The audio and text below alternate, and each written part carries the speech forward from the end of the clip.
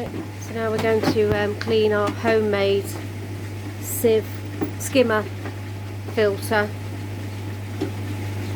Chris is going to show me how to do it so I can do it on my own, because I like to clean my things every day or every other day, whereas Chris is a 1 weeker man. So just take the electric box off, switch off the pump to the skimmer.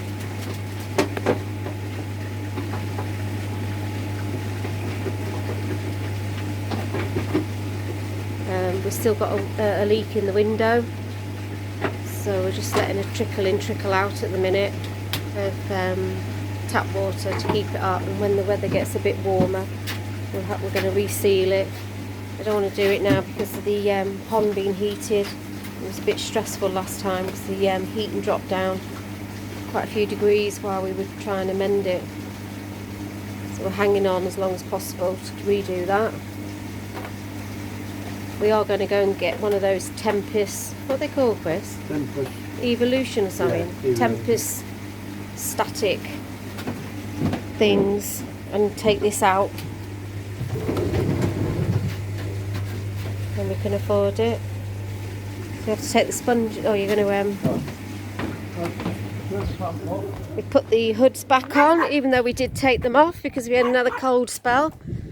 So it's been a funny year, less like last year, dramatic drops overnight, so we've left them on for now. He's just going to put his homemade bunger in the skimmer, stop the water going through.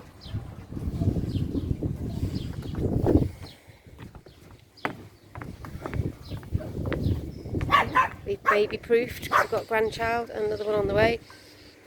Baby proofed the wild pond.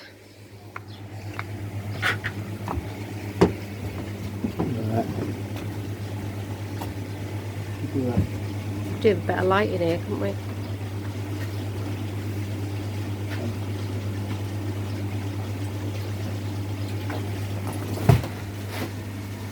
So we've got a layer of sponge filters to pick up the first lot of muck. It's amazing how dirty this is considering it's skimming from the surface of the pond.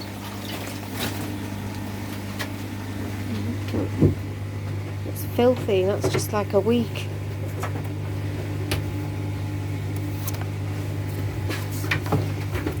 I hate it that we can't see what's going on inside all the time. So it's pretty minging.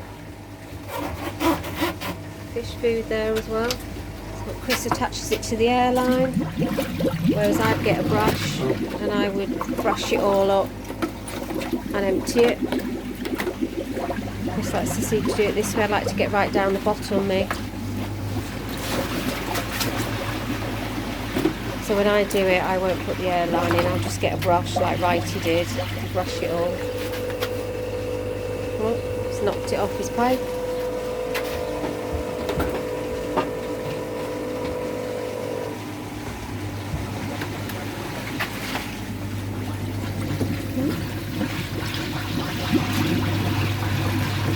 I think we could do with getting a brush as well, couldn't we? Be a lot quicker. That's right at the bottom of it. I know, but it's still quicker.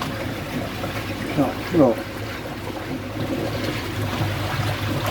Right, so we're just agitating the K1 now to get rid of all the crap.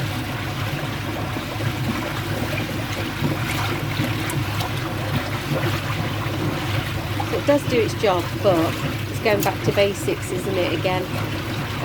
But it's just long, it's hard work, messy. We're going to do that, drain it, refill it, agitate it again, empty it. Then we have to take these to the tap because we're not bothered about chlorine getting on it because it's not a bacterial filter, it's just to clean the surface of the pond. So we've then got to hose all them down, bring them back, cage off the K1 so it doesn't float up, put the sponges back on, and then Bob's your uncle, we're okay.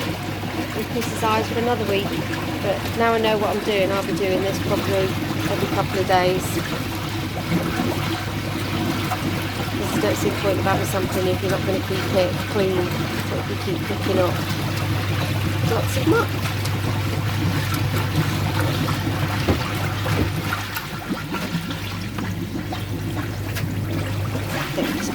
pipe.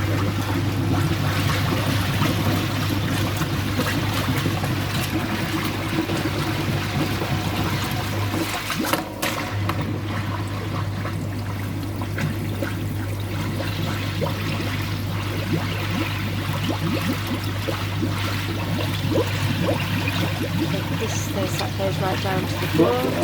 On the bottom. So he has to hold his hose for about 5 minutes.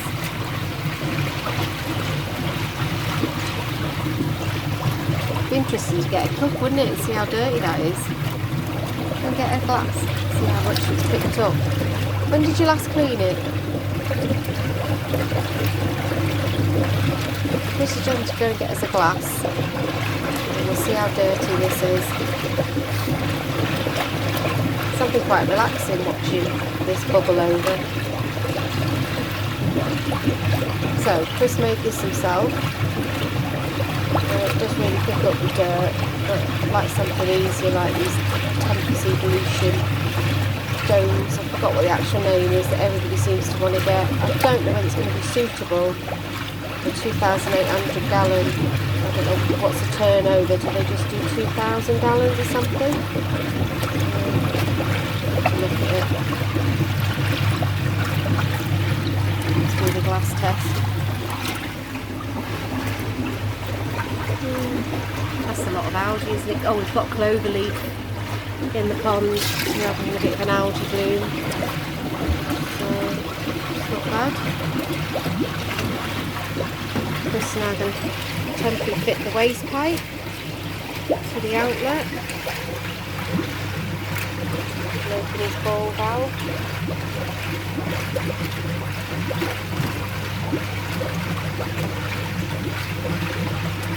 And hopefully that's draining.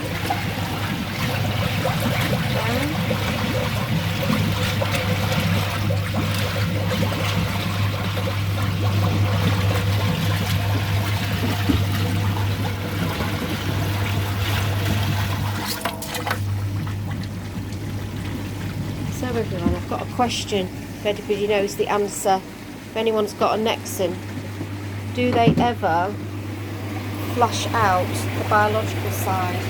Because we never do. And I'd be really interested, are we meant to? Is there going to be a lot of dirt at the bottom there? Because we don't use the waste pipe, and we never have. So it's just a thought, should we be cleaning the inner chamber?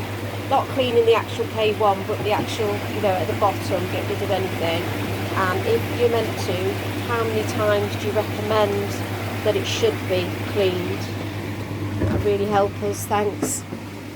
So now Chris is going to take his pipe out, and then it will refill.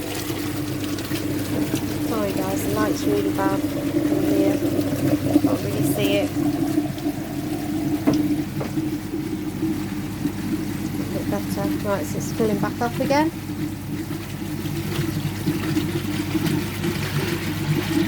So now I know, it's pretty easy. I'm doing it myself from now on. I do all the cleaning of the koi pond, just as the heavy maintenance and equipment side, mending things and that. I do all the cleaning. Now we're up to the decent temperatures and we're getting fed quite a bit. I've gone from every 2-3 days to, as like I said in my last video, every day now. 6 o'clock, I'm up, bubble away the Nexon, clean the sieve, feed the fish, open the hoods, and then have a coffee and get ready for work. That's been opened again, filling up nicely, and he blocks it off, gives it another bubble. The only thing with when you do these static beds and they're not see-through, you don't actually know how much silt is still on the bottom.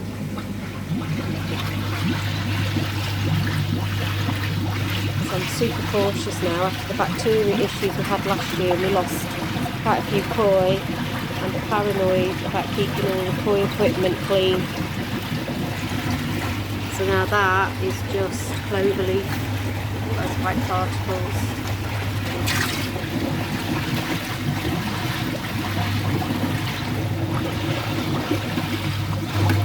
And that's it. So you bubble that again for a couple of minutes, empty it, fill it up, and switch everything back on. And that's it. And that was just made out of our green recycling bin that we've never ever used. So I'll give you a quick look at the koi. The water is murky because of the clover leaf.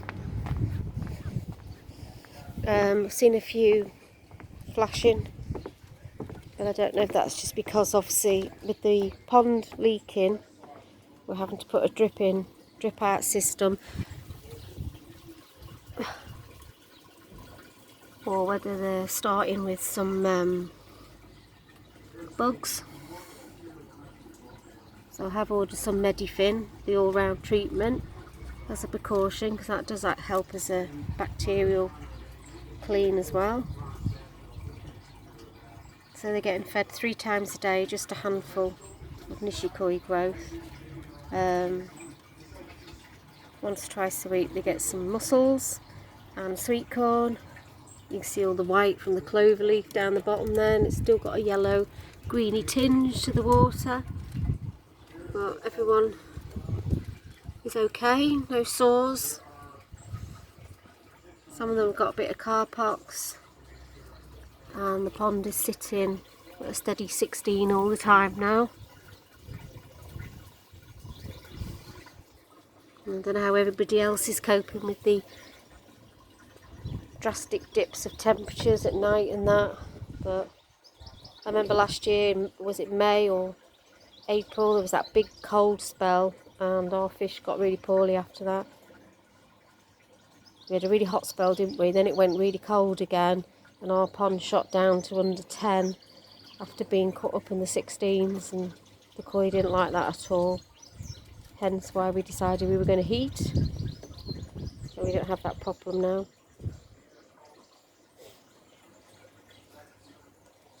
So we're going to have to rethink the window. This side all came away again, the liner from the waterproof sticky tape.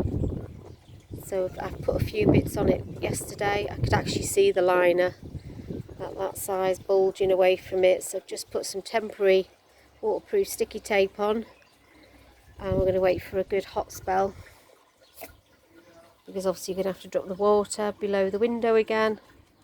Heating has to go off, filters have to go off while we do it. So I want the water to be able to stay stable at least while we're doing that. So that's it guys, till next time. Hope everyone's enjoying their pond, not having too many issues. See you later.